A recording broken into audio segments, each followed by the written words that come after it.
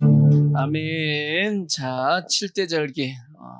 오늘 이제 마지막 날입니다. 칠대절기. 오래 한 것 같아. 한 5개월 가까이 한 것 같은데, 4, 5개월 한 것 같습니다. 장막절 6번째입니다. 6번째.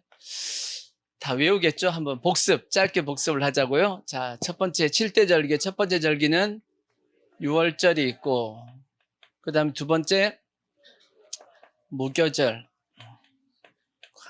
2주 안 했더니 까먹었나. 그 다음에 초실절. 한 달 뒤에 되면 다 까먹을 거야, 아마. 그 다음에 오순절. 그 다음에 나팔절. 그 다음에 다 까먹었어. 벌써 까먹었어. 속죄절. 그 다음에 장막절.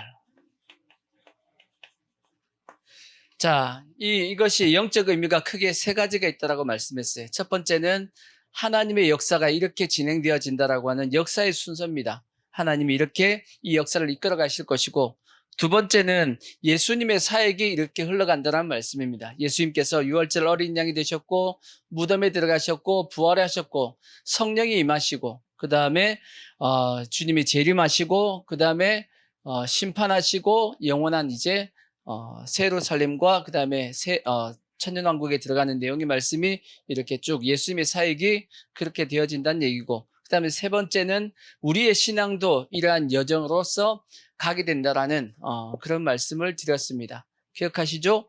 6월절은 예수님의 피, 십자가의 사건이고 무덤이고 이렇게 쭉 이렇게 말씀드렸는데 꼭 이제 잘 기억하셔서 그걸 알고 있어야지만, 역사가 어떻게 이루어진다는 걸 알고 있어야지만 뭐 할 수 있냐면 우리가 그것을 예비하고 준비할 수 있잖아. 지금까지 어디까지 진행이 되었냐? 여기까지 진행이 되었습니다. 오순절까지. 그리고 나서 지금 약 2000년 정도의 시간이 흘렀고, 이제 남은 것이 뭐죠? 나팔절입니다. 주님의 재림이 남았고, 우리는 주님의 재림할 때 뭐 해야 되냐면 들림을 받아야 됩니다. 휴거를 받아야 됩니다. 그래서 우리는 어떤 신앙을 가져야 되냐? 주님의 재림을 준비하는 신앙의 모습을 가지는 것이 지금 우리가 가져야 될 신앙의 핵심적인 모습입니다. 아멘. 꼭 그렇게 하시길 부탁의 말씀을 드리고, 속죄제를 통해서 영원한 속죄가 이루어진다고 말씀했어요. 여기서 이제 결판이 납니다. 속죄가 이루어지면 어디에 들어가냐? 장막절인 크게 두 가지입니다. 천년왕국과 그 다음에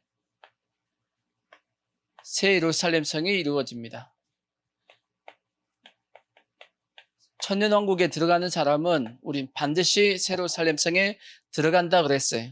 첫째 부활에 참여한 사람은 둘째 사망이 관여하지 못한다 그랬어요. 우리는 반드시 새 예루살렘 성에 들어가는데, 이 새 예루살렘 성의 별명이 뭐냐면 하나님의 장막이다라고 아까 본문 말씀에 기록이 돼 있었습니다. 그래서 예루살렘 성 안에 거하는 사람과 성 밖에 거하는 사람이 있는데, 성 안에 거하는 사람이 누구냐? 첫 번째, 생명책에 기록되어 있는 사람이었다라고 말씀을 드렸고, 두 번째, 두루마기를 빤 사람이다라고 되어 있었고, 세 번째는 이기는 자다라고 되어 있어요. 이기는 자.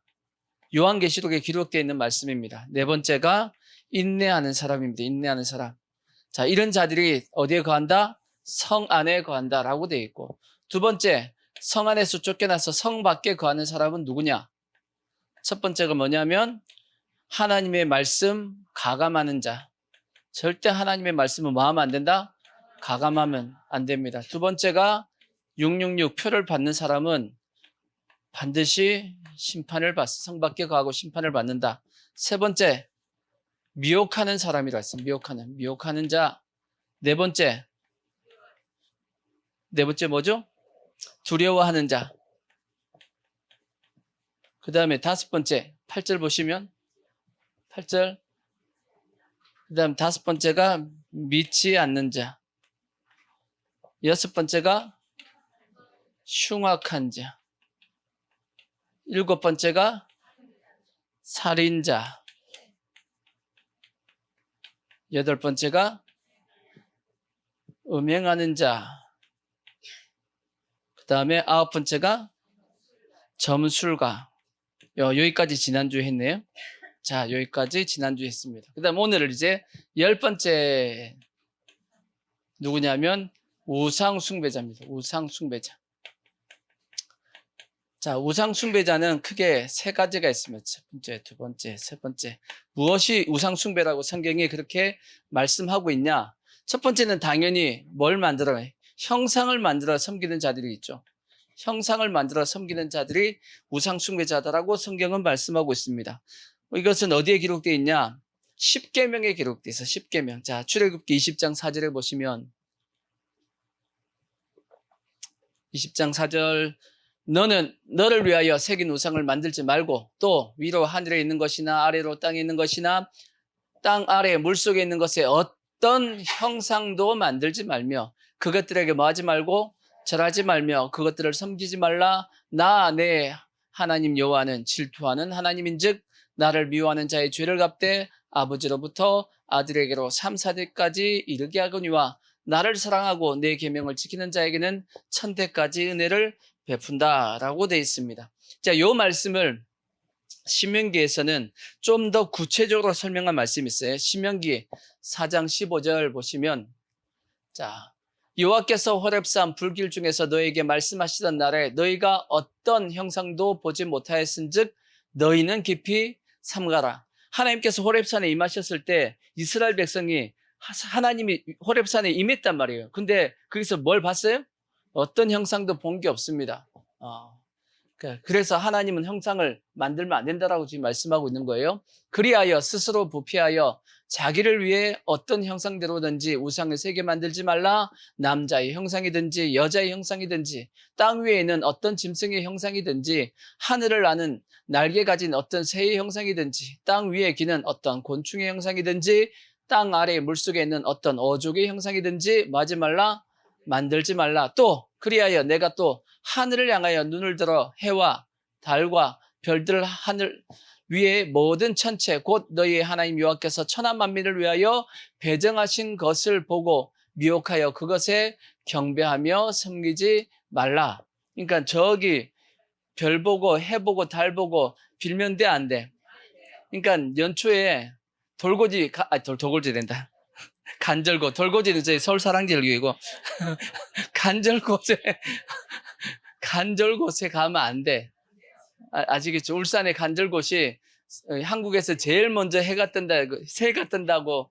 그게 이제 12월 31일 저녁 되면 그게 엄청나게 모여드는데 가지 말고, 또 거기가 안 가, 요 꽃바위도 가더만 보니까 가지 마세요. 대왕암 거기 가더만 가지 마세요. 송구 영신 예배 와야지 왜 거기 가. 주의 아버지. 하여튼 거기 가지 마시고 가신 분들은 회개하시고. 자, 또 신명기에 보면 23절 4장 23절에 보시면 그 뒤에 너희는 스스로 삼가 너희 하나님 여호와께서 너희와 세우신 언약을 잊지 말고 내 하나님 여호와께서 금하신 어떤 형상의 우상도 조각하지 말라. 내 하나님 여호와는 뭐예요? 소멸하는 불이시요 질투하시는 하나님이시라. 내가 그 땅에서 아들을 낳고 손자를 얻으며 오래 살 때 만일 스스로 부패하여 무슨 형상의 우상이든지 조각하여 내 하나님 여호와 앞에 악을 행함으로 그의 노를 일으키면, 그러니까 우상 숭배하면 하나님이 뭐를 일으키신다고요? 노를 일으키신대. 그 다음 말씀이 무슨 말씀이에요? 내가 오늘 천지를 불러 증거를 삼노니, 하늘과 땅을 불러서 온 천하 만물을 통해서 증거를 삼노니 너희가 요단을 건너가서 얻는 땅에서 뭐 하게 된다? 속히 망합니다. 그러니까 우상 숭배하면 뭐 하게 된다? 속히 망합니다. 너희가 거기서 너희의 날이 길지 못하고 뭐 할 것이다? 전멸될 것이다. 이 예언이 나중에 다 이루어져요, 안 이루어져요? 다 이루어진다고. 여호와께서 너희를 여러 민족 중에 흩으실 것이요. 다 흩어졌죠? 우상 숭배하다가 아수르에 흩어갔고 바벨론에 흩어졌죠. 그 다음에 여호와께서 너희를 쫓아내 보내실 그 여러 민족 중에 너희의 남은 수가 많지 못할 것이며 많이 죽는다는 얘기입니다. 그 다음에 너희는 거기서 사람의 손으로 만든 바 보지도 못하며 듣지도 못하며 먹지도 못하며 냄새도 맡지 못하는 목석의 신들을 섬기게 될 거다. 그래서 이스라엘 백성들이 포로로 잡혀가가지고 거기서 자기 섬기기 싫어도 어쩔 수 없이 뭐 하게 돼요? 우상을 섬기게 되는 그러한 지경에 빠지게 된다는 겁니다. 그러니까 아예 뭐 하면 안 되냐? 우상 숭배하면 안 됩니다. 그러니까 어떤 형상을 만들어서 이렇게 절대 해서는 된다, 안 된다? 절대 해서는 안 된다라고 성경이 말씀을 하고 있는. 그러니까 성경에 또 이런 말씀 있죠. 자, 이사야서 42장 8절에 보면 그래서 하나님은 이러시되, 자, 이사야서 42장 8절 보시면 나는 여호와니 이는 내 이름이라. 나는 내 영광을 다른 자에게 내 찬송을 우상에게 주지 않겠다라고 하나님께서 말씀하셨단 말이에요. 아멘. 근데도 불구하고 이스라엘 백성들이 우상 숭배 해요, 안 해요? 우상 숭배를 한단 말이야. 왜 우상 숭배를 해요? 우상 숭배한 이유가 뭐예요? 아까 읽었던 말씀 속에 몇 번 반복해서 나오는 단어가 하나 있습니다. 아까 읽었던 출애굽기에도 그렇게 되어 있고 그 다음에 신명기 말씀에서도 계속 반복해서 무엇 때문에 너희가 우상을 섬기게 될 것이다 하는 말씀이 있었어. 다시 자, 출애굽기 20장 4절에 보시면 첫 번째 시작부터 나오죠. 뭐를 위해서? 너를 위하여. 결국은 누구를 위하여? 자기 자신을 위해서 우상을 숭배하게 된다, 그 뜻입니다. 최초로 우상 숭배했던 때가 언제죠? 이스라엘 백성들이 언제부터 시작했죠? 모세가 시내산에 올라갔을 때 40일 동안 안 내려오니까 모세가 죽었구나 생각하고 그 밑에서 금송아지를 만들었죠. 그 금송아지를 만들 때도 그들이 했던 얘기를 보십시오. 자, 출애굽기 32장 1절을 보시면 이렇게 나와 있어요. 백성이 모세가 산에서 내려오니 더딤을 보고 모여 백성이 아론에게 이르러 말하되 일어나라. 누구를 위하여? 우리를 위하여. 그러니까 자기 자신들을 위해서 우리를 인도한 신을 만들라. 그렇게 돼 있단 말이에요. 그러니까 우상 숭배는 뭐 때문에 해요? 자기들을 위해서 우상 숭배를 하게 된다라고 말씀을 하고 있습니다. 이것뿐 아니라 이스라엘 백성들이 이제 가나안 땅에 들어가서도 마찬가지죠. 가나안 땅에 들어가 가지고도 우상 숭배 해요, 안 해요? 하죠. 가나안 땅에 들어가서 제일 많이 섬겼던 신이 뭐죠? 대표적인 신이 바알과 아세라입니다. 바알과 아세라가 뭐 하는 신이에요? 네, 풍요의 신이에요. 풍요의 신. 그 풍요의 신. 뭐가 풍요하냐? 이렇게 농사를 짓는데 그 농사가 풍요롭게 되기 위해서는 뭘 섬겨야 된다? 바알을 섬겨야 된다라고 생각을 했던 겁니다. 근데 하나님은 어떤 신이냐? 자, 신명기 6장 4절에 보면 하나님은 이런 신입니다. 이스라엘아 들어라. 우리 하나님 여호와는 오직 무슨 신이다? 유일하신 하나님이야. 하나님은 유일하신 하나님인데 이스라엘 백성들은 하나님을 유일하신 하나님으로 섬기지 않았다라는 겁니다. 다르게 얘기하면 그 당시 모든 이방 민족들이 믿었던 것처럼 어떻게 믿었냐면 범신론 사상을 받아들인 겁니다. 그러니까 세상에 물든 거죠. 범신론 사상이 뭐냐면 모든 세상의 어떤 것들을 주관하는 신들이 있다라는 거예요. 그러니까 우리가 요즘 뭐 영화 같은 데 보면 이제 잘 나오죠. 헬라의 신들이 많이 나온다고. 그러니까 천둥의 신 그럼 누구죠? 토르 이렇게 나온다고 이렇게 영화를 봐가지고 이렇게 토르가 딱 나온다고. 그 다음에 바다의 신 그럼 뭐죠? 포세이돈 이렇게 나온다고. 그죠? 이렇게 나오듯이 그 각각을 주장하고 있는, 주관하고 있는 신들이 있다. 그게 범신론입니다. 근데 성경은 맞다, 아니다? 아니다라고 말. 그 모든 걸 다, 이 세상의 모든 것을, 천하 만물 모든 것을, 이 세상 천지를 다, 모든 만물을 다 주관하시는 분은 누구시다? 유일하신 하나님이다라는 거예요. 그들은 다 뭐예요? 마귀가 만들어 놓은 가짜라는 겁니다. 근데 이스라엘 백성들이 가나안 땅에 딱 들어가가지고 하나님을 완전히 여호와 하나님을 격화시켜버리죠. 여호와 하나님은 어떤 신이다? 전쟁에 능하신 신이고 그리고 아브라함은 목축하는 사람이니까 하나님은 목축하는 그런 신이다 라고 하나님을 완전히 제한시켜버린 겁니다. 전쟁할 때 필요한 분이 누구예요? 하나님이래. 그래서 전쟁할 때는 뭘 가지고 나갔던 거예요? 법궤 가지고 나갔다가 결국은 뺏기게 되고 했죠. 그러한 어떤 신앙을 가지고 있으니까 법궤를 빼앗기는 거지. 그리고 목축에 필요한 것은 하나님이니까 목축하고 전쟁할 때만 하나님을 찾아가고 나머지 농사 지을 때 누굴 찾아가요? 바알과 아세라를 찾아가는 거예요. 바알과 아세라를 찾아갔다고. 그러니까 이스라엘 백성들이 누구를 위해서? 자기들의 어떤 이익을 위해서, 자기들을 위해서 그렇게 했다라는 겁니다. 그러니까 절대 우리는 자기를 위해서 뭘 만들면 안 되냐? 우상의 형상을 섬겨서는 안 됩니다. 절대 우상 숭배하면 안 되고, 우리는 어떻게 해야 되냐? 너는 마음을 다하고 뜻을 다하고 힘을 다하여 우리 하나님을 뭐 해야 돼요? 사랑할 수 있는, 아멘, 그러한 모습이 꼭 돼야 됩니다. 절대 어떤 형상을 섬기는, 물론 절대 안 하겠지. 그리고 제사도 지내면 안 돼. 교회 다니면서 제사 지내면 안 돼요. 그거 우상 숭배입니다. 귀신에게 절하는 거야.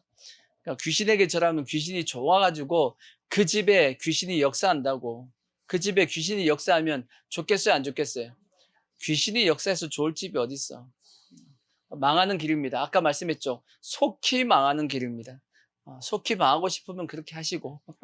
자, 그 다음에 이제 두 번째, 성경에 또 다른 우상의 모습, 우상 숭배자의 모습이 있는데, 그것이 뭐냐면, 자, 마태복음 10장 37절 보시면, 자, 이것도 우상 숭배입니다.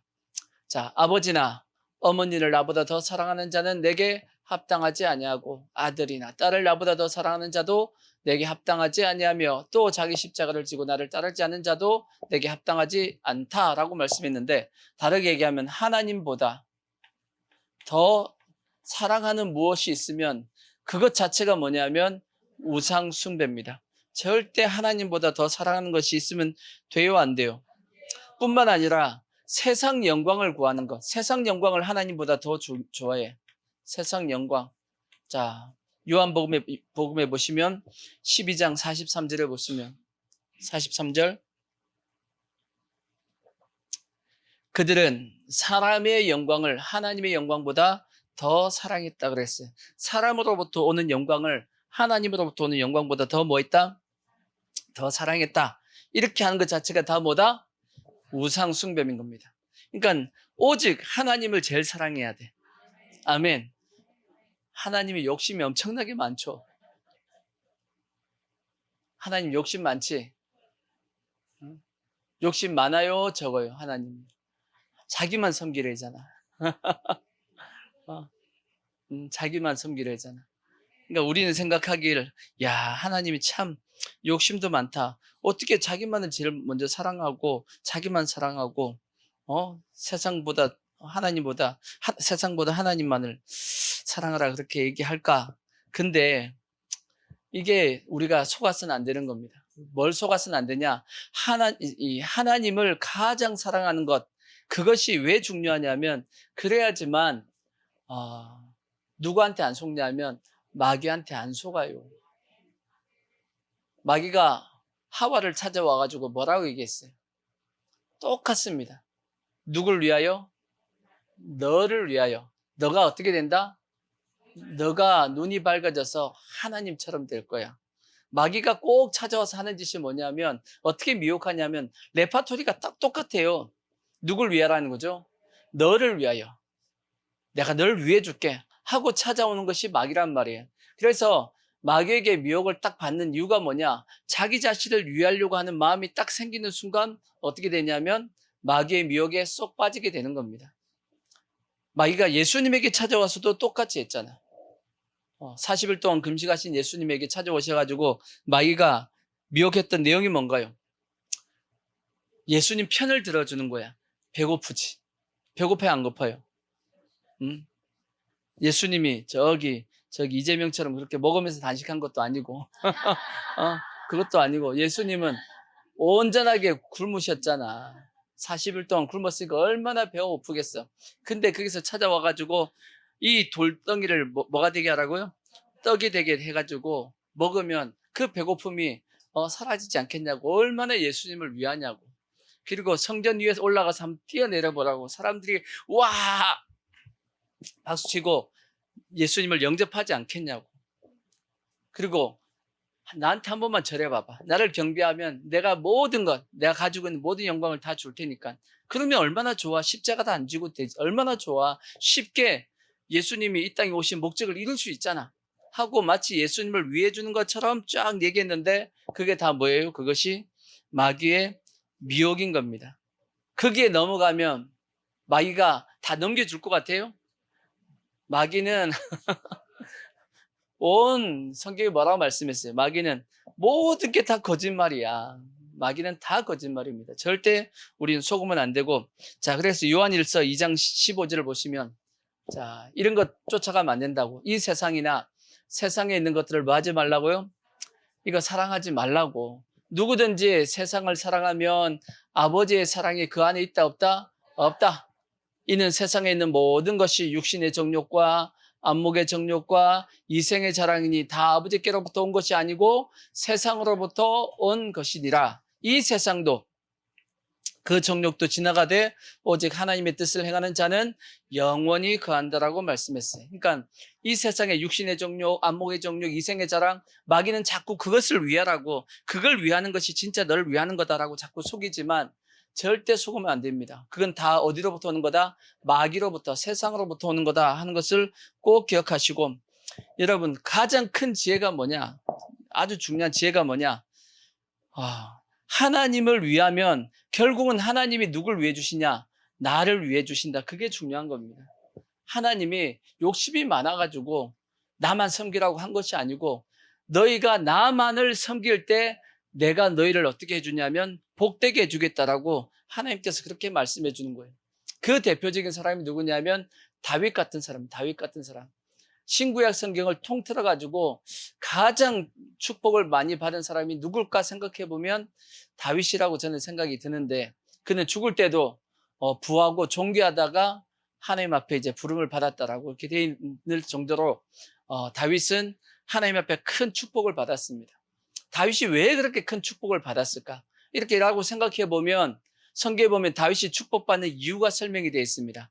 여러 설명이 쭉 되어 있는데 다윗이 가장 큰 축복을 받은 결정적인 어떤 사건이 하나가 있었습니다. 그것이 뭐냐면 다윗의 마음에 어떤 마음이 들었냐면 하나님의 성전을 지어야겠다라는 마음이 든 거예요.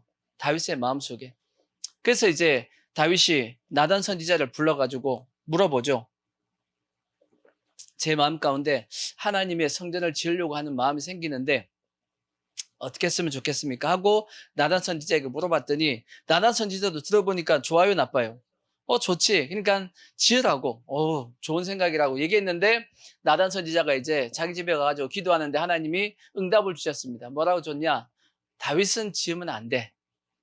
다윗은 지으면 안 돼. 왜 지으면 안 된대요? 다윗은 전쟁을 해서 피를 많이 흘렸어. 만약 다윗이 하나님의 성전을 지으면 그 성전은 뭘로 지은 거예요? 많은 이방인들의 피를 통해서 지은 성전이 되기 때문에 하나님의 영광이 안 되지. 오히려 이방인들에게 그 성전을 향해서 뭐라 그러겠어요?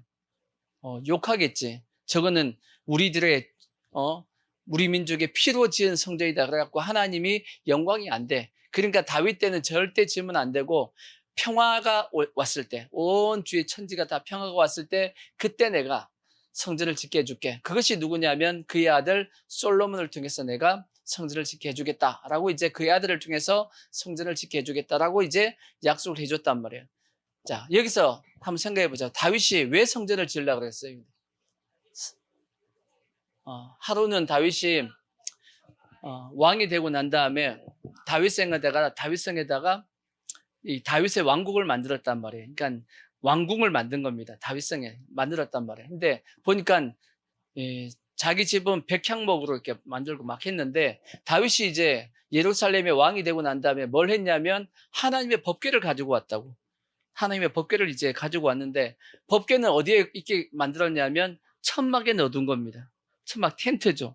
텐트에 딱 넣어뒀는데 보니까 자기는 어디에 있는데 하나님의 왕궁, 백향목 궁에 이렇게 딱 있고 너무 멋진 곳에 있는데 하나님의 법궤를 보니까 하나님은 어디에 놔둔 거예요? 천막 속에 있는 거야. 그러니까 다윗의 마음이 어떤 생각이 든 거예요? 양심에 찔린 거지. 나는 이렇게 좋은 집에 있는데 하나님은 텐트 속에 살게 하고 있네? 이런 생각이 드니까 다윗이 하나님 앞에 미안한 거야. 너무 죄송한 거야. 그래서 그렇게 이제 성전을 지으려고 했단 말이에요. 근데 하나님이 다윗에게 성전을 못 짓게 했잖아. 그의 아들 보고 짓게 했잖아. 근데 하나님께서 다윗에게 뭐라고 하시냐면 엄청난 축복을 막 부어주는 겁니다. 너의 그 마음이 내 마음이 너무 좋다 해가지고 전무후무한 축복을 누구에게 부어줘요? 다윗에게 부어줍니다. 뭔 말씀을 드리고 싶으냐면 우리가 하나님을 위할 때 하나님은 어떻게 하시겠어요? 우리를 위하신다고. 그게 지혜지. 그게 지혜로운 모습이지. 그러니까 성경은 그러한 예가 되게 많잖아. 먼저 뭐 하라고요? 그의 나라와 그의 일을 구하라. 그래야만 이 모든 것, 너희가 무엇을 먹을지 마실지 입을지 이 모든 거 뭐 해주겠다? 하나님께서 더해 주시겠다 라고 성경이 말씀하고 있죠. 너희가 하나님 앞에 대접을 받고자 하면 먼저 뭐 해라? 대접하라는 거지. 그러면 하나님께서 대접해 주겠다. 자, 마태복음 7장 11절을 보시면 그렇게 돼 있잖아요. 너희가 악한 자라도 좋은 것으로 자식에게 줄 줄 알거든 하물며 하늘에 계신 너희 아버지께서 구하는 자에게 좋은 것으로 주지 않겠느냐. 그러므로 무엇이든지 남에게 대접을 받고자 하는 대로 너희도 남을 대접하라. 이것이 뭐다? 율법이요 선지자다. 대접을 받으려면 뭐 해라? 먼저 대접하라는 거지. 대접하면 그것에 대해서 상응하는 대접이 이어질 것이다 라고 말씀합니다. 네, 한번 우리가 지혜롭게 생각해 봐야 돼. 우리가 하나님 앞에 드리는 것은 우리의 두 손입니다. 여기다가 잔뜩 채워가지고 하나님 앞에 드린다고. 하나님은 하나님의 손으로 우리한테 주시는 거예요. 우리 손이 커요? 하나님의 손이 커요? 하나님의 손이 커.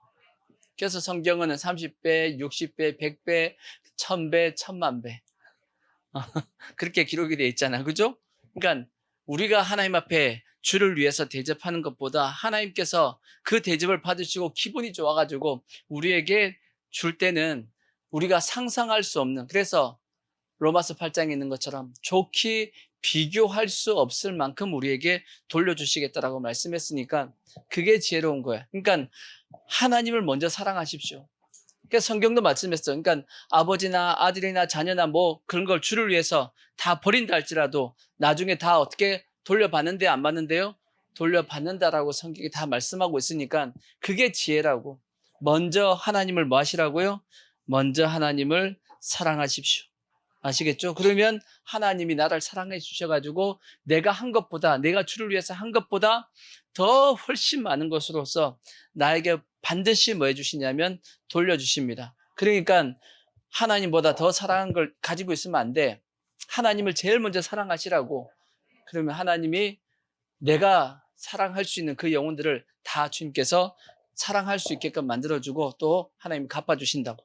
또 성경에 이제 또 우상 숭배에 대해서 또 다른 내용이 하나가 더 있습니다. 그게 뭐냐면 이런 것이 있어요. 자, 골로새서 3장 5절을 보시면, 자, 그러므로 땅에 있는 지체를 죽이라. 곧 음란과 부정과 사욕과 악한 정욕과 탐심이니 뭐도 우상 숭배다? 성경에 보면 탐심도 뭐다? 우상 숭배다라고 그렇게 돼 있어요. 이 탐심도 결국 뭐냐면 세상을 사랑하는 거죠. 세상을 사랑하는 게 탐심인데, 자, 비슷한 말씀이 또 있어요. 에베소서 5장 5절도 보면 똑같이 기록이 돼 있어요. 자, 너희도 정녕 이것을 알거니와 음행하는 자나 더러운 자나 뭐하는 자? 탐하는 자, 곧 뭐하는 자? 우상숭배다. 탐하는 자가 곧 뭐다? 우상숭배자다라고 그렇게 사도 바울은 그렇게 봤답니다. 사도 바울은 세상을 탐내는 이 모습 자체가 뭐하는 것과 똑같다? 우상숭배하는 것과 똑같다라고 그렇게 말씀을 하고 있습니다. 그래서 예수님께서 뭐라고 말씀했냐면 너희는 모든 탐심을 다 뭐하라고요?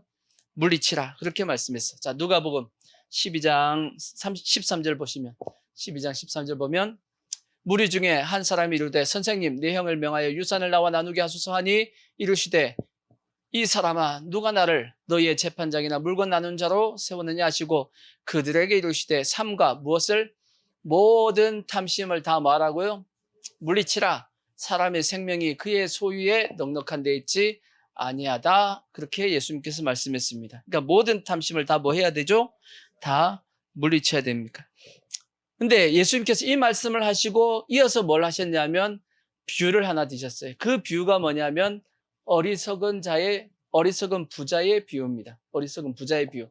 자, 또 비유로 그들에게 말하여 이르되 한 부자가 그 밭에 소출이 풍성하매 심중에 생각하여 이르되 내가 곡식을 쌓아둘 곳이 없으니 어찌할까 하고 또 이르되 내가 이렇게 하리라. 내 곡간을 헐고 더 크게 짓고 내 모든 곡식과 물건을 거기에 쌓아두리라. 또 내가 내 영혼에게 이르되 영혼아 여러 해 쓸 물건을 많이 쌓아두었으니 평안히 쉬고 먹고 마시고 즐거워하자 하리라 하되, 문제가 뭐예요? 하나님은 이르시되 어리석은 자여 오늘 밤 내 영혼을 도로 찾으리니 그러면 너가 준비한 것이 누구의 것이 되겠느냐 하셨으니 자기를 위하여, 또 누구를 위하여? 자기를 위하여 재물을 쌓아두고 하나님께 대하여 부여하지 못한 자가 이와 같이 뭐한 자다? 어리석은 자다라고 그렇게 말씀하고 있어요. 어리석은 자가 누구냐? 자기에 대하여는 뭐하고? 부하고 하나님에 대해서는 쌓아두지 않은 자가 어리석은 자입니다. 특히나 예수님께서 이 말씀을 하셨던, 이 비유를 지셨던 이유가 뭐냐면, 아까 읽었던 말씀 속에 예수님께서 누가복음 12장에 보면 예수님께서 많은 사람들 앞에서 뭐 하고 있냐면 설교를 하고 있어요. 말씀을 하고 있단 말이에요. 말씀을 전하고 있는데 어떤 한 사람이 갑자기 소리를 쳤습니다. 뭐라고 소리를 쳤냐면, 예수님, 나와 내 형제가 유산을 나눠야 되는데 그걸 좀 나눌 수 있게끔 해달라고 막 소리를 쳤다고. 그랬더니 예수님께서 하셨던 말씀이 요 말씀이에요. 어리석은 부자의 비유입니다. 한번 생각해봐요. 왜 어리석냐? 예수님께서 말씀을 전했을 때 그 말씀이 뭐냐? 생명의 말씀이잖아. 말씀을 들을 때 우리는 뭘 생각을 해야 되냐면 그 말씀에 집중을 하고 그 말씀에 아멘 하면서 그 말씀을 내가 받아들이고, 그러면 그 말씀 속에 있는 생명과 또한 축복과 은혜가 주어지겠죠. 그게 더 중요한데, 그는 뭐 때문에? 형인지 동생이 정확하지 않습니다. 형제하고 뭐 하는 것? 유산 나누는 그 생각 때문에 뭐가 안 들어오죠? 말씀이 안 들어와. 주님이 무슨 말씀한 게 중요한 것이 아니야. 뭘 해야 돼, 일단? 예수님을 통해서 유산을 어떻게 나눌까? 그것만 생각하고 있는 거야. 어느 게 더 중요해요? 말씀이 중요해요? 아니면 유산 어떻게 나눠야 되지? 이게 중요해. 여러분은 말씀이 중요해요? 유산 어떻게 나눠야 돼? 그게 중요해요?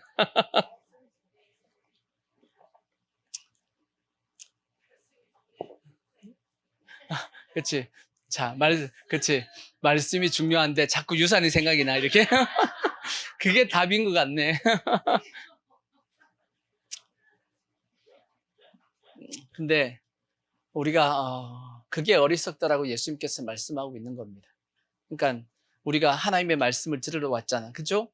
말씀에 집중하시고 하나님 앞에 말씀을 들을 때는 최소한 하나님의 말씀을 들을 그 시간만큼은 하나님 앞에 여러분 다 맡기십시오. 세상 모든 근심 걱정 그냥 맡기고 하나님의 말씀이 그 모든 문제를 다 해결하게 만듭니다. 근데 우리는 그 문제의 그걸 해결해야 된다라고 그게 생각하다 보니까 뭘 놓치냐? 하나님의 말씀을 놓치잖아. 결국은 두 가지를 다 놓치는 겁니다. 말씀도 놓치고 그 문제를 해결할 수 있는 방법도 다 놓치는 거야. 제가 금요기도회 때 그렇게 말씀했죠. 하나님께서 우리에게 어떤 문제를 주셨는데 하나님께서 우리에게 어떤 걸 시키는 걸 보면 그 문제하고 전혀 상관없는 엉뚱한 걸 시킨다고. 근데 그걸 순종했더니 나중에 보니까 뭐예요? 그 문제가 해결되더라는 거야. 그게 여리고성을 도는 거에 대한 말씀을 할 때 제가 그 말씀을 들었죠. 여리고성을 도는 거하고 여리고성이 무너지는 거하고 무슨 상관이 있냐고. 아무 상관없어요. 근데 하나님이 그냥 돌래. 그래서 이스라엘 백성들이 돌았어요, 안 돌았어요? 돌았단 말이에요. 도니까 성이 무너져, 안 무너져요? 무너졌다라는 얘기지. 그와 마찬가지로 우리의 삶 가운데 여러 가지 문제가 있습니다. 근데 그 문제, 그걸 해결하려고 그 생각 때문에 뭘 놓치면 안 돼요? 하나님의 말씀을 놓치면 안 된단 말이에요. 하나님의 말씀에 집중하고 말씀을 듣고 그 말씀에 아멘하고 그 말씀을 붙잡으면 하나님이 그걸 통해서 전혀 생각하지 않았던 뭐가 해결되냐면 문제들이 해결되는 겁니다. 그게 성경의 원리라고.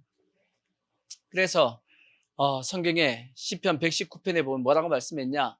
119편, 107편에 보면 뭐라고 말씀했냐면 하나님께서 뭘 보내사? 말씀을 보내사 위험한 지경에서 뭐 하신다라고요? 우리를 건지신다라고 말씀했다고. 아멘. 그러니까 하나님의 말씀이 우리에게 축복이고 하나님의 말씀이 우리에게 은혜가 되는 것이고 우리의 모든 문제를 해결하는 것도 뭘로 하신다고요? 말씀으로 하신단 말이에요. 근데 우리는 이게 말씀이 마치 뭘로 안 느껴지냐면 현찰로 안 느껴져서 그래요. 말씀은 현찰은 아니지만 어, 어, 약속어미야. 아시겠죠? 그거 가지고 있어봐. 그거 놓치지 말고 잘 가지고 있으면 때가 되면 엄청나게 큰 하나님의 축복으로 하나님께서 돌려주실 거란 말이에요. 아멘. 그래서 이 어리석은 부자와 같이 우린 절대 하면 안 되는 것이고, 이 어리석은 부자가 착각한 것이 뭐냐? 여기 읽었던 말씀 속에, 자, 19절 말씀 보시면 참 어리석은 겁니다. 이렇게 생각했어요. 또 내가 내 영혼에게 이르되, 내 영혼아, 여러 해 쓸 물건을 많이 쌓아두었으니 평안히 쉬고 먹고 마시고 즐거워하자 하리라 하되. 한번 생각해 보자고요. 물건을, 그러니까 돈이죠. 오늘날 얘기하면 돈입니다. 돈을 많이 쌓아두면 평안히 쉬고 먹고 마시고 즐거워지게 가능한가? 평안한가요? 여러분, 돈 많으면 평안할 것 같지? 성경에 어떤 말씀이 있냐? 전도서에 보면 재밌는 말씀이 있어요. 전도서 5장 10절을 보시면, 전도서 5장 10절을 보면, 은을 사랑하는 자는 은으로 뭐하지 못하고, 그러니까 그 당시에 돈이 은입니다. 그 당시 돈이 은이었기 때문에 은이야. 오늘날로 얘기하면 돈을 사랑하는 자는 돈으로 만족하지 못한다 그 뜻이고, 풍요를 사랑하는 자는 소득으로 만족하지 아니하나니 이것도 뭐다? 헛된 거다. 재산이 많아지면 먹는 자들도 많아지나니 그 소유주들은 눈으로 보는 것 외에 무엇이 유익하랴. 통장에 몇백억을 넣어뒀다 할지라도 그냥 그 통장에 있는 돈일 뿐입니다. 숫자일 뿐이야. 여러분이 그냥 통장에다가 동그라미를 더 붙여버려요. 한 6개 더 붙여버려요, 그냥. 어차피 내가 못 쓰는 거야. 자, 노동자는 먹는 것이 많든지 적든지 뭐예요? 잠을 달게 자. 왜? 어차피 내일 아침에 일어나서 그냥 일하고 나가면 되니까 편안하게 이제 잘 수 있는데, 부자는 뭐 때문에? 그 부유함 때문에 자지 못해. 그래서 내가 해 아래에서 큰 폐단되는 일이 있는 것을 보았나니 곧 소유주가 재물을 자기에게 뭐가 되도록? 해가 되도록 소유하는 것이다 라고 말씀하고, 그 재물이 재난을 당할 때 뭐한다? 다 사라져버립니다. 비록 아들은 낳았으나 그 손에 아무것도 없다라고 성경이 말씀하고 있는 거예요. 자, 그 다음에 또 성경에 보면 부자 청년이 있잖아. 부자 청년. 예수님에게 찾아와가지고 어떻게 하면 영생을 얻습니까? 라고 물어봤더니 예수님께서 10계명에 대한 말씀을 했죠. 이렇게 해라 했더니 어릴 때부터 다 했다라고 얘기합니다. 그랬더니 예수님께서 너 가진 모든 재산을 다 팔아가지고 가난한 자들에게 나눠주고 그 이후에 와서 나를 쫓으라 그렇게 얘기했더니 어떻게 해요? 그 부자 청년이 뭐가 많은 거로? 재물이 많은 거로 근심하여 떠나갔다라고 돼 있어. 만약에 그 청년이 재산이 별로 없었으면 까짓 거 뭐 얼마 되지도 않는데 하고 나눠주고 주님 따라갔겠지. 다른 제자들처럼 베드로나 요한이나 야고보나 적당한 게 어차피 많지 않았거든. 버리고 갈 수 있어. 너무 많으니까 못 가는 거야. 이해가 되시죠? 그런 것처럼. 그래서 성경은 우리에게 뭐라고 말씀하냐? 자, 잠언서 30장 7절에 이게 답이요. 잠언서 30장 7절에 보면 내가 두 가지 일을 주께 구하였사오니 내가 죽기 전에 내게 거절하지 마시옵소서. 곧 헛된 것과 거짓말을 내게 멀리 하옵시며 나를 뭐하게도 가난하게도 마옵시고 부하게도 마옵시고 오직 필요한 양식으로 나를 먹이시옵소서. 혹 내가 뭐해서 배불러서 하나님을 모른다 여호와가 누구냐 할까 오며 혹 내가 가난하여 도둑질하고 내 하나님의 이름을 욕되게 할까 두려워함이니이다. 그래서 성경은 사도 바울은 뭐 하라고 말씀하냐면 자족하라고 했어요. 자족. 자, 그것도 말씀 보자고. 자, 디모데전서 6장 6절부터 보시면, 자, 그러나 자족하는 마음이 있으면 경건은 큰 이익이 된다. 그러니까 자족하는 마음을 가져야지만 우리가 신앙생활에 큰 이익이 된다라고 말씀하고 있어요. 우리가 세상에 아무것도 갖고 온 것이 없고 또한 아무것도 가지고 가지 못하리니 우리가 먹을 것과 입을 것이 있은즉 족한 줄로 알 것이니라. 먹을 거 입을 거 있죠? 입을 게 없지 근데. 옷방에 입을 옷이 없어. 옷은 많은데 입을 옷이 없어. 그게 문제야, 그치? 근데 입을 것은 있잖아요. 하여튼 그래서 부활해 하는 자들은 시험과 올무와 여러 가지 어리석고 해로운 욕심에 떨어지나니 곧 사람으로 파멸과 멸망에 빠지게 한다라는 거예요. 그 부활이라고 하는 그 탐심이, 그 욕심이 그 사람으로 파멸과 멸망에 빠지게 하고, 그래서 돈을 사랑하며 일만하게 뿌리가 되나니 이것을 탐내는 자들은 미혹을 받아 믿음에서 떠나 결국은 많은 근심으로써 자기를 찔른다, 자기를 괴롭힌다, 그 뜻입니다. 그러니까 우리는 절대 뭘 해서는 안 되냐면 탐심을 가지시면 안 됩니다. 아멘. 이 어리석은 부자와 같이 한번 생각해 봐요. 주님께서 아까 말씀했듯이 오늘 저녁에 너의 영혼을 내가 도로 찾으면 어떻게 할래? 라고 물어보시면 어떻게 할 거야? 오는 건 순서가 있어도 가는 건 순서가 없대잖아. 그러니까 언제 우리가 주님 앞에 가더라도 주님 앞에 섰을 때 책망 듣지 않게끔 우리가 살다 가야죠. 그러니까 우리가 자기를 위해서 부유하지 말고 하나님에 대해서도 부유할 수 있는 그런 모습이 되기 위해서는 뭘 물리쳐야 되냐? 모든 탐심을 다 물리치셔야 돼. 아멘. 그래서 우리는 이러한 모습이 성경을 뭐라고 말씀하고 있냐면 우상 숭배자라고 얘기하는 겁니다. 그러니까 형상을 만들어 섬기는 것도 우상 숭배고, 하나님보다 더 사랑하는 것을 가진 자도 우상 숭배고, 또한 세상의 탐심을 가지는 것도 우상 숭배다 그랬으니까 이러한 우상 숭배자 되지 마시고 오직 하나님을 마음을 다하고 뜻을 다하고 힘을 다하고 목숨을 다하여 사랑할 수 있는, 주님만을 섬길 수 있는 그런 모습이 꼭 되기를 부탁의 말씀을 드리겠습니다. 자, 그 다음에 마지막이죠. 마지막입니다. 11절 보면 뭐 하는 자냐? 보니까 마지막에 보면 거짓말하는 모든 자. 누구다? 거짓말하는 자. 거짓말하면 돼요? 안 돼요? 거짓말하면 당연히 안 되죠. 오직 하나님은 뭐만 말씀하시냐? 오직 진리만 말씀하신다 그랬어. 자, 요한복음에 보면 우리가 잘 알죠. 나는 곧 길이요 진리요 생명이다, 그렇게 말씀했고 하나님의 말씀은 진리니다 라고 말씀했습니다. 그리고 히브리서 6장 18절을 보시면 하나님은 뭐 하실 수 없냐? 이는 하나님이 뭘 하실 수 없다? 거짓말을 하실 수 없는 이 두 가지 변하지 못할 사실로 말미암아 여기 있는 두 가지 하나님이 못하신다는 게 뭐냐면 첫 번째는 거짓말, 또 하나는 뭘 못하시냐면 하나님은 약속하시고 안 지키지 못하신다고 그랬어요. 그러니까 약속하신 것은 반드시 뭐한다? 반드시 지키시는 분이 하나님이다 라고 그렇게 말씀하고 있어요. 그래서 하나님은 뭐가 없냐? 이게 없답니다. 자, 야고보서 1장 17절 보면 하나님이 없는 게 있대요? 이게 없답니다. 뭐가 없냐? 자,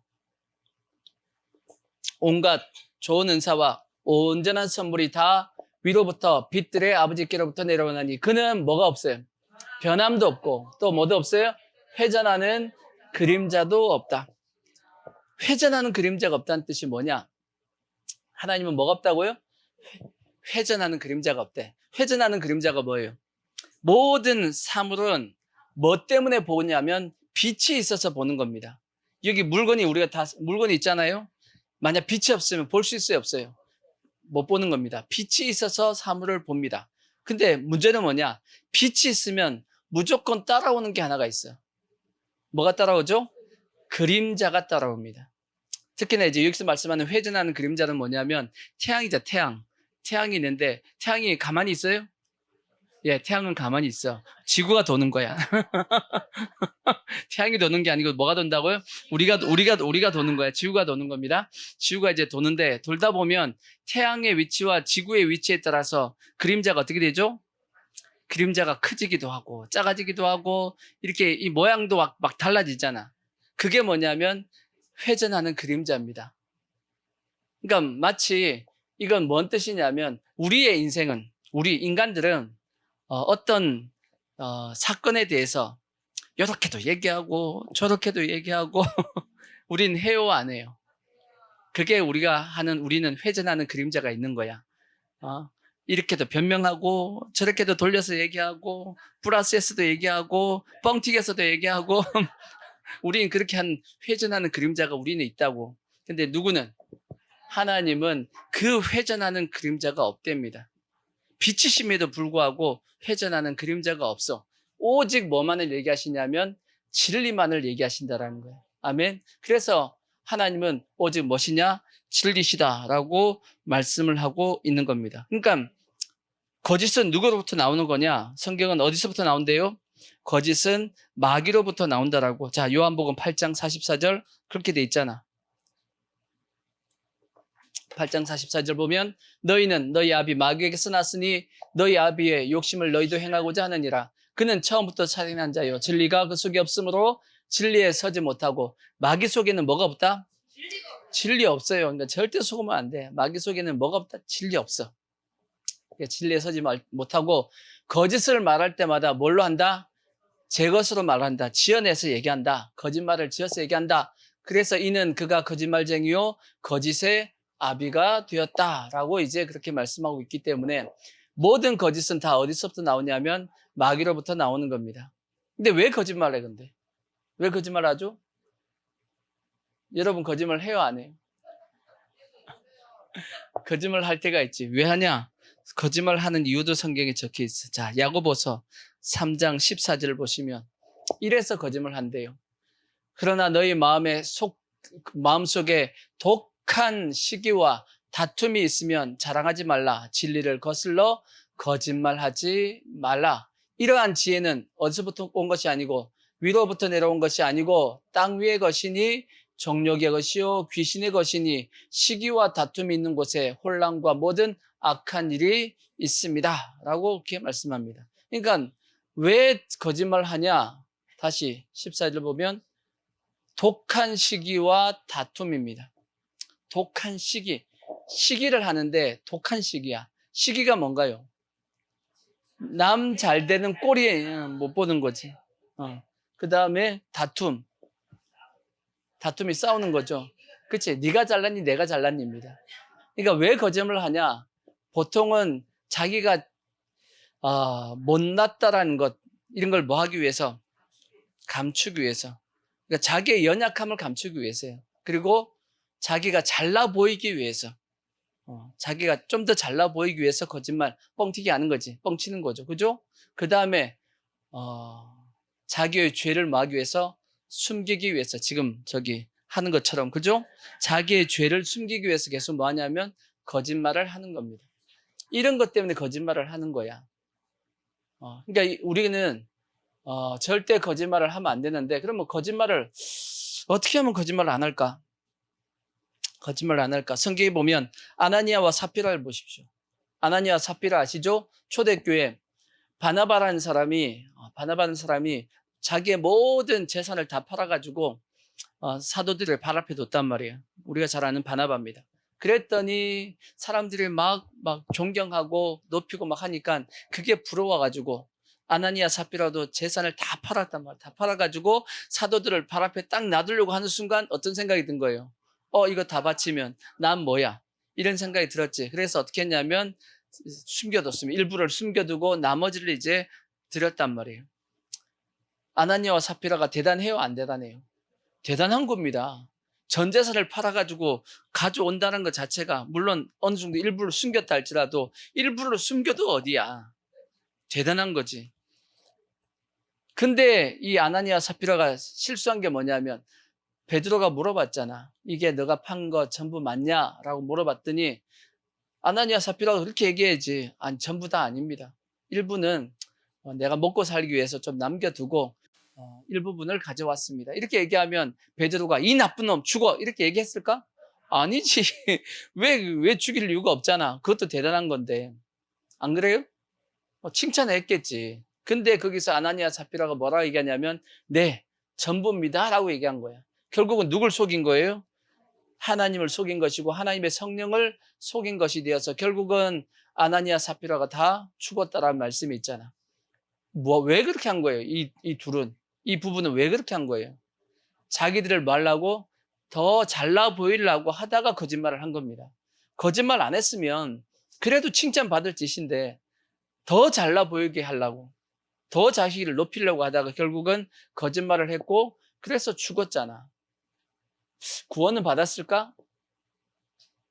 저는 구원을 받았다고는 봅니다. 구원을 받았다라고 봐. 왜냐? 그 정도 가져오는 것도 구원을 받았으니까 가져오지. 그 순간 뭘 받은 거냐면 미혹을 받았기. 그 순간 미혹을 받아서 그래서 저는 구원을 받았다고 생각하고, 또 한편으로는 구원을 못 받았다 그러면 베드로 혼나야 돼. 안 그러겠어요? 베드로 주님 앞에 혼난다고. 왜? 너가 왜 괜히 죽여가지고 너가 죽어라 그래가지고 저 영혼이 지옥 갔다고 얘기하면 어떻게 할 거야? 그러니까 베드로도 너 성령을 속였어, 하나님을 속였어 하고 너 죽는다 했을 때는 그의 구원이 확정이 돼 있기 때문에, 베드로가 그가 죽어도 구원은 받았다라고 생각했기 때문에 그렇게 얘기한 겁니다. 아니었으면 베드로가 그 아나니아 삽비라 실족시킨 거 아니야.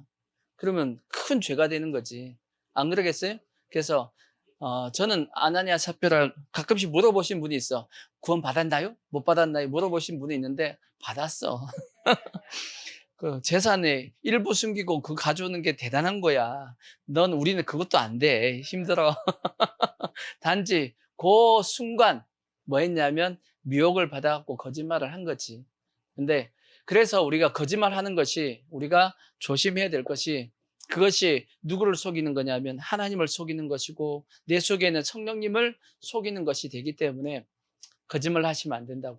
아시겠죠? 그러니까 우리는 진리를 얘기하고 정직해야 되는데, 그래서 거짓말 안 하려면 어떻게 해야 되냐? 저는 크게 두 가지를 얘기하고 싶어. 크게 두 가지를 얘기하고 싶은데, 첫 번째가 뭐냐면 뭘 내려놔야 되냐면 자존심을 내려놔야 돼. 자존심을 내려놓고 뭘 가져야 되냐? 자존감을 가져야 돼. 아까 말씀했잖아요. 왜 거짓말을 해요? 자기 뭐 하려고? 높이려고, 자기를 밉보이지 않으려고, 사람들이 자기를 깔볼까 봐 거짓말하는 거거든. 그러니까 그것이 결국은 뭐가 지금 약하다는 뜻이냐면 자존심 때문이야. 자존심 세우려고 하다가 거짓말을 하는 겁니다. 그러니까 그러니까 우리는 자존심 가지지 말자고. 그냥 정직하게 있는 그대로 모습을, 여러분 자꾸 자기 자신을 뭐 하려고 하면 안 되냐면 자꾸 포장하려고 하지 마. 아시겠죠? 자꾸 포장하지 마십시오. 그냥 있는 그대로, 여러분 포장해도 다 보여. 포장해도 다 보여. 안 포장 안 해도 오히려 포장 안 하는 것이 더 좋게 보입니다. 자기의 연약함도 얘기하고 자기의 연약함도 드러내고 그것이 나쁜 것이 아닙니다. 아시겠죠? 연약한 부분에 대해서 하나님 앞에 기도하고 하면 되지. 우리 중에 연약함을 보였다 그래가지고 막 공격하고 비웃고 그럴 사람은 없어. 가끔씩 세상 가운데 그런 사람도 있긴 있지만 대다수는 절대 그러지 않습니다. 최소한 우리가 예수 믿는 사람이잖아. 그죠? 연약함을 보면 뭐 하죠, 우리가? 기도해 주지. 안 그럴까? 저는 그렇게 생각하거든요. 그러니까 교회 안에서는 될 수 있으면 자꾸 숨기려고 하실 필요 없어. 아시겠죠? 그리고 또 자존감을 가져야지. 자존감 뭐냐? 나는 누구다? 하나님의 아들이요. 나는 하나님의 아들이요. 죽으면 어디 간다? 난 천국 갈 거야. 아멘? 누가 뭐래도, 갑자기 그 찬송이 생각나니. 이거 하면 안 돼. 나는 공주다. 나는 왕자다. 이게 생각이 났어. 이거 하면 안 되는데, 이게 내가 옛날에 율동했던 거라. 내가 얼마나 이걸로 내가 애들한테 나 참 힘들었는데, 주일학교 교사를 하는데, 그때 당시 우리 부장님이, 하여튼 내가 몸치잖아. 내가 몸치거든. 율동을 못 한다고. 율동을 진짜 못 하는데, 나 희한하게 운동은 되게 좋아하고 잘하는데 율동을 못 해. 희한하지. 근데 율동을 못 하는데 꼭 그때 이제 부장님이 내가 율동을 못 하니까 꼭 뭘 시키냐면 왕왕왕왕 나는 왕자다 요거 하고 0000 나는 공주 요걸 시켜. 그래서 요거 할 때마다 날 불러내. 주일학교 교사 날 불러내가지고 앞에서 미치겠네.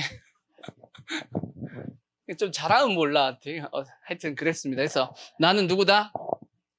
나는 하나님의 아들이다 하는 자존감을 가지고 사시면 됩니다.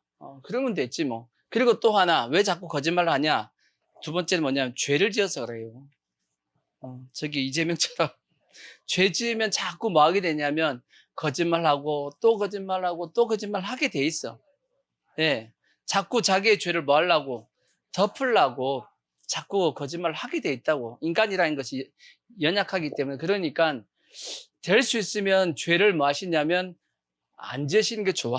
거짓말 안 하기 위해서도 죄를 덜 지으시고, 근데 죄를 지을 수밖에 없을 때가 있죠. 그러니까 빨리 죄를 뭐 하시냐면 회개하고 인정하셔야 돼. 그래야지만 뭐가 되냐면 죄가 해결되고 씻음 받고 할 수 있으니까. 근데 될 수 있으면 여러분 죄를 짓더라도 남을 해치는 죄를 지으면 안 돼. 아시겠죠? 남에게 해가 되는 죄를 지으면 안 됩니다. 나 때문에. 근데 나 자신만 그냥 죄를 범하는 죄들이 있죠. 나에게만 손해되는 죄가 있어. 그런 죄는 그래도 뭐 그나마 그렇다 치더라도 남에게 해가 되는 죄를 지어서는 안 돼. 아시겠죠? 그거는 또 다른 문제가 생기기 때문에 그렇다고 나 자신의 영혼에 타격이 되는 나만의 죄 자꾸 지라는 것도 얘기도 아니고, 죄를 어떻게 하시라고요? 될 수 있으면 적게 지으십시오. 안 짓고 살면 얼마나 좋겠습니까마는 그거는 좀 힘드니까 죄를 최소한 덜 지으려고 하면 뭐도 적어지냐면 거짓말도 적어집니다. 아시겠죠? 그래서 우리가 될 수 있으면 정직하게 하나님의 말씀대로 살아보려고 예를 쓸 수 있는, 그래서 거짓말하지 않는 그런 모습이 되기를 바랍니다. 아멘.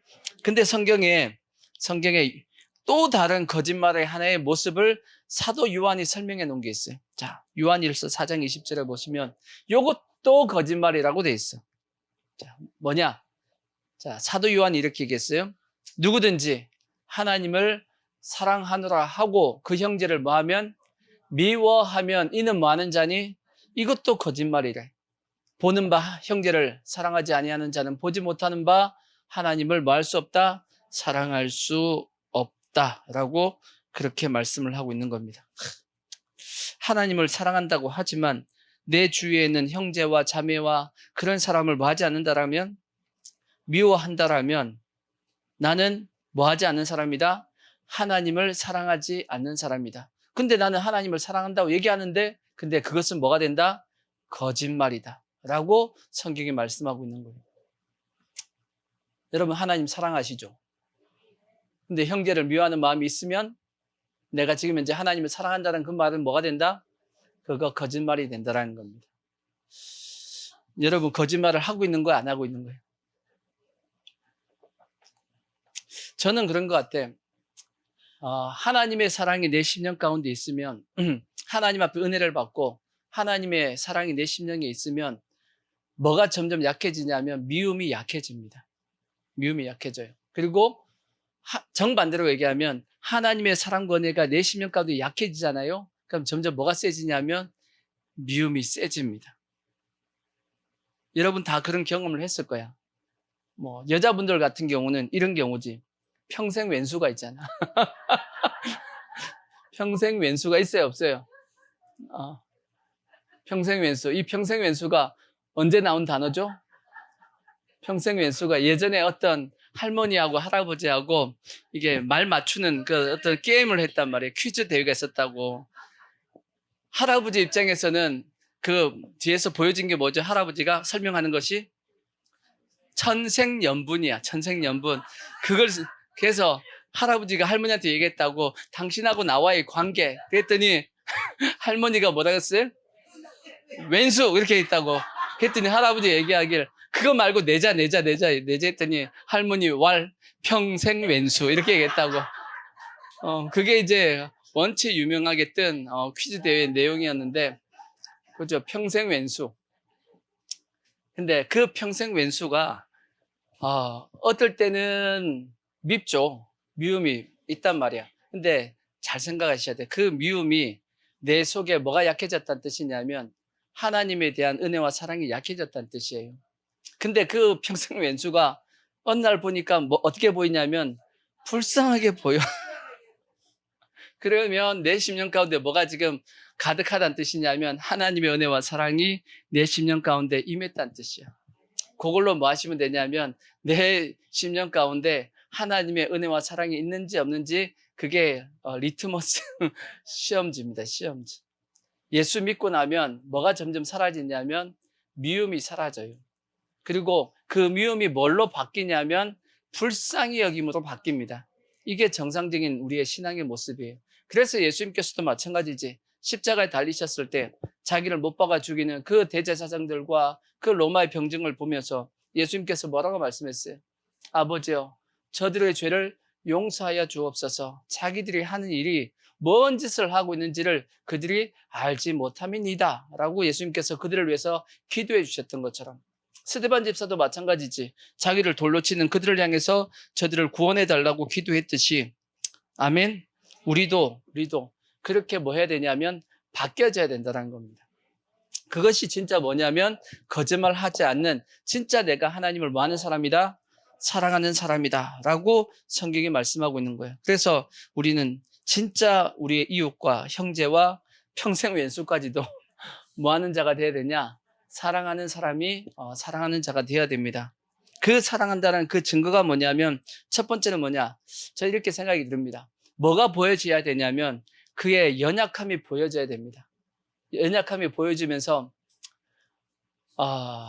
이해를 해주시는 겁니다. 이해, 용납해주고 받아주는 겁니다. 아이고, 잘 몰라가지고 아직 그걸 잘 몰라서 하고, 그 마음이 측은하게 보이고 불쌍하게 여기 보이고, 그래서 용납되어지고 받아줘야지 하는 그런 마음이 생기는 것, 그것이 뭐냐? 그것이 내가 하나님의 은혜와 사랑이 내 심령 가운데 있다라는 증거야. 근데 그게 아니고 계속 막 믿고 때를 쥐고 싶고 그러면 그 사람이 상대방이 잘못한 것도 맞지만 내 심령 가운데 뭐도 지금 약해졌다? 하나님의 은혜와 사랑도 약해졌다라는 것을 우리가 기억해야 됩니다. 아멘. 그래서 우리가 연약함을 인정해 줘야 돼요. 연약하구나 라고 생각하고 불쌍히 여기는 마음을 가지셔야 됩니다. 아멘. 이렇게 할 때 우리가 이웃과 형제들을 돕게 되죠.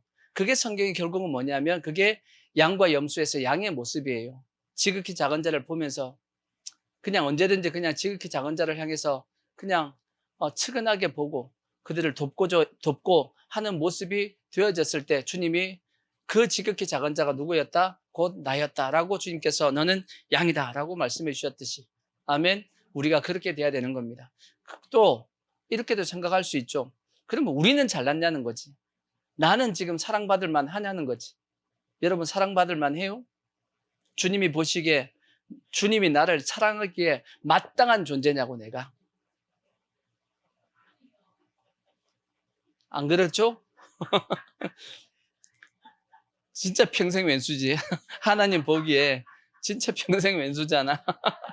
왼수 같은 짓을 한두 번 했어야지 우리가. 그죠?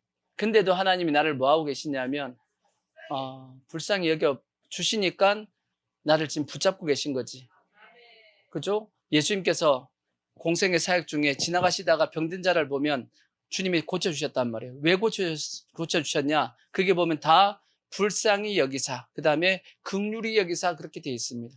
그렇듯이 우리도 그러한 어떤 마음을 가질 때 주님도 우리를 어떻게 여기시냐면 불쌍히 여기신다고. 아멘. 그래서 우리가 이러한 마음을 가져야지만 진짜 주님을, 하나님을 뭐 하는 사람이냐면 사랑하는 사람이 되고, 이런 사람이 뭐 하지 않는 사람이냐면 거짓말하지 않는 사람이래요. 아멘. 그래서 우리 모든 성도들은 진짜 하나님을 사랑하시는, 그래서 거짓말하지 않는 그런 모습이 꼭 되기를 부탁의 말씀을 드리겠습니다. 그래서 여기 말씀한 것처럼 결론적으로 장막절에 대한 말씀 한 말씀 볼게요. 신명기 16장 13절을 보시면 장막절을 하나님께서 어떻게 지키라 그렇게 말씀했냐면 이렇게 지키라고 했어요. 너희 타작 마당과 포도주 틀에 소출을 거두어 들인 후에 1회 동안 초막절을 지킬 것이요, 절기를 지킬 때에는 너와 내 자녀와 그 다음에 노비와 내 성중에 거주하는 레위인과 객과 고아와 과부와 함께 뭐하라고요? 즐거워하되 내 하나님 여호와께서 택하신 곳에서 너는 1회 동안 내 하나님 여호와 앞에서 절기를 지키고 내 하나님 여호와께서 내 모든 소출과 내 손으로 행한 모든 일에 복 주실 것이니 너는 온전히 즐거워할지니라. 혼자 즐거워하면 안 되고 누구와 함께? 내 주위에는 모든 사람들과 다 함께 즐거워하는 것이 뭐하는 날이다? 장막절이에요. 장막절. 그래서 우리는 진짜 장막절을 대해야 돼. 하나님 나라에서도 장막절을 가야 되고 이 땅에서도 우리가 장막절이 이루어져야 되는 겁니다. 그러기 위해서는 진짜 뭐 해야 되냐? 하나님을 사랑하되 누구도 사랑해야 되냐면 내 이웃도 사랑할 수 있는 그런 모습이 되고 그들과 함께 이 땅에서 장막절이 이루어져야지만 진짜 저 천국에서도 하나님 나라에서도 영원한 장막절이 이루어지게 될 겁니다. 그래서 우리 모든 성도들이 다 이러한 장막절의 주인공이 될 수 있기를 부탁의 말씀을 드리겠습니다.